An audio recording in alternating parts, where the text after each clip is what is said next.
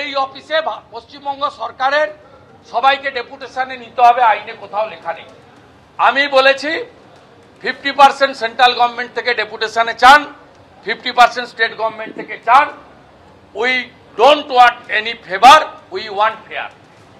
আমরা স্বচ্ছতার জন্য এই সিও অফিসে আমরা অর্ধেক কেন্দ্রীয় সরকারের কর্মচারী, অর্ধেক রাজ্য সরকারের স্থায়ী কর্মচারী ডেপুটেশনে আনার ব্যবস্থা করুক সিও, এই দাবি করেছি।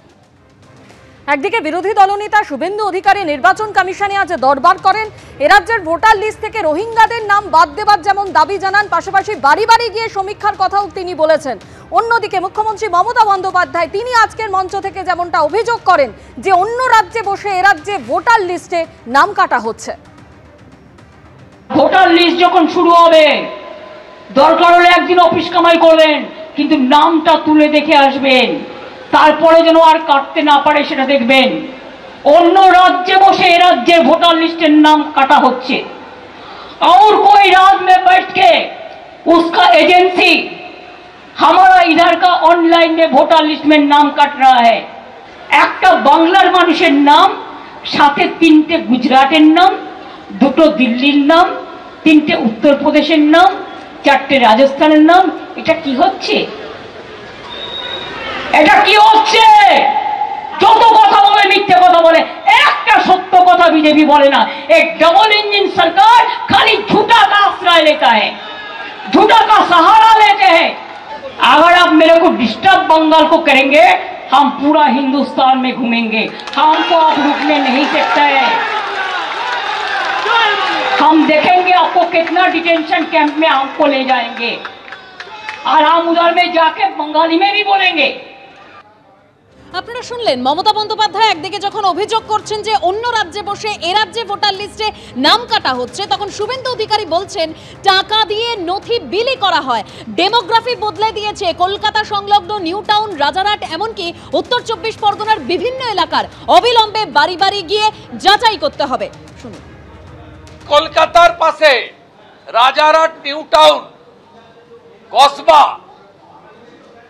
এখানকার ডেমোগ্রাফি যেভাবে পাল্টে দিয়েছেন, রোহিঙ্গাদের ঢুকিয়ে এই দেখুন পপুলেশন গ্রোথ কিভাবে বেড়েছে। নর্থ 24 পরগনা, মূলত বসিরহাট, স্বরূপনগর, হিঙ্গলগঞ্জ, বাদুড়িয়া, মিনাখা। সাউথ 24 পরগনা 18.20, মূলত ক্যানিং, ভাঙড়, গোসাবা, কুলতলি, জয়নগর, সাগর, পাথর প্রতিমা, ফলতা, মগরাহাট, মেটিয়াবুরুজ, এই এলাকায় কিভাবে ডেমোগ্রাফি পাল্টে দিয়েছেন। বলুন পশ্চিমবঙ্গ বাঁচবে না, শেষ হয়ে যাবে।